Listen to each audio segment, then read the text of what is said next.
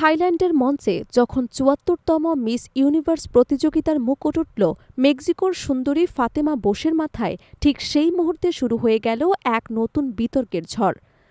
সৌন্দর্যের আসর শেষ হলেও মুকুট জয়ের এই ঘটনাকে ঘিরে বিশ্বজুড়ে তৈরি হয়েছে আলোচনার ঝড়।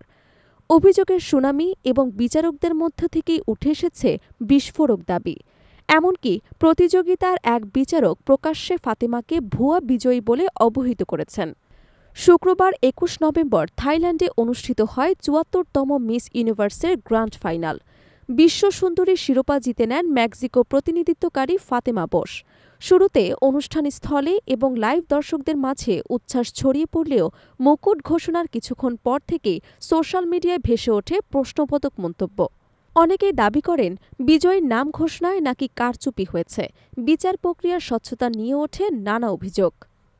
এই অভিযোগের ঝড় আরও তীব্র হয় যখন প্রতিযোগিতার অন্যতম বিচারক লেবানিজ ফরাসি সুরকার ওমর হারফোস প্রকাশ্যে দাবি করেন ফাতিমা প্রকৃত বিজয়ী নয়, বরং ভুয়া বিজয়ী। তার অভিযোগ, ব্যবসায়ী স্বার্থে আগে সিদ্ধান্ত নিয়ে রাখা হয়েছিল যে ফাতিমাকে বিজয়ী করা হবে।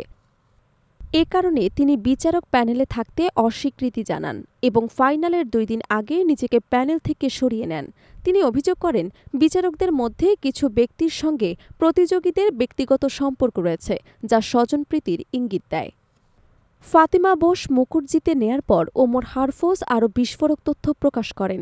সামাজিক যোগাযোগ মাধ্যমে দেয়া এক পোস্টে তিনি জানান, ফাইনালের ২৪ ঘণ্টা আগেই তিনি আমেরিকান গণমাধ্যম HOB-কে বলেছিলেন মিস মেক্সিকো জিতবেন। তার দাবি, তিনি আগে থেকেই বুঝতে পেরেছিলেন সিদ্ধান্তটি স্ক্রিপ্টেড, অর্থাৎ আগেই ঠিক করা। হারফোস আরও অভিযোগ করেন, মিস ইউনিভার্সের মালিক রাউল রোচা এবং তার ছেলে নাকি তাকে সরাসরি চাপ দিয়েছিলেন ফাতেমাকে ভোট দেওয়ার জন্য। দুবাইতে এক বৈঠকে নাকি ব্যবসায়িক স্বার্থের কথা বলে তাকে বোঝানো হয়েছিল যে ফাতেমার বিজয় তাদের ব্যবসার জন্য লাভজনক হবে। এমনকি তিনি দাবি করেন ফাতেমা বোসের বাবার সঙ্গে প্রতিযোগিতার মালিক রাউল রোচার ব্যবসায়িক সম্পর্ক রয়েছে। মুকুট জয়ের পরপরই ওমর হারফোস এই অভিযোগগুলো তুলে ধরলে সোশ্যাল মিডিয়া জুড়ে তৈরি হয় তীব্র প্রতিক্রিয়া। এবার সামনে আসেন মিস ইউনিভার্স অর্গানাইজেশনের প্রেসিডেন্ট রাউল রোচা।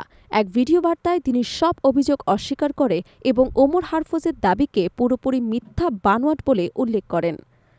তার বক্তব্য, ওমর হারফোস নিজে থেকে বিচারক প্যানেল থেকে সরে যাননি, বরং বিচার প্রক্রিয়ায় অসঙ্গতি এবং অনৈতিক আচরণের কারণে তাকে প্যানেল থেকে সরিয়ে দেওয়া হয়েছে।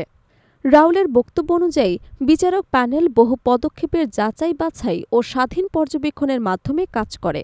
প্রতিযোগিতার প্রতিটি স্কোর গোপনীয়ভাবে সংরক্ষিত হয় এবং একাধিক স্তরের নিরাপত্তার মাধ্যমে বিজয় নির্ধারিত হয়। এই বিতর্কের মধ্যেই প্রশ্ন উঠেছে বিশ্বমঞ্চের সবচেয়ে বড় সৌন্দর্য প্রতিযোগিতাগুলোর বিচার প্রক্রিয়ার স্বচ্ছতা নিয়ে। প্রতিবারই বিভিন্ন দেশের প্রতিনিধিদের মাঝ থেকে বিজয় নির্বাচনের পরে এমন বিতর্ক কমবেশি উঠেই আসে, তবে এবারের ঘটনাটি ভিন্নভাবে নজর কাড়ছে।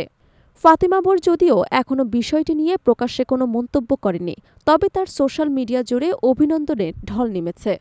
একের পর এক অভিযোগ, পাল্টা অভিযোগ এবং সংগঠনের ব্যাখ্যা, সব মিলিয়ে ৭৪তম মিস ইউনিভার্স প্রতিযোগিতা এখন সৌন্দর্যের মঞ্চের চেয়ে বেশি আলোচিত হচ্ছে উত্তপ্ত বিতর্কের কারণে।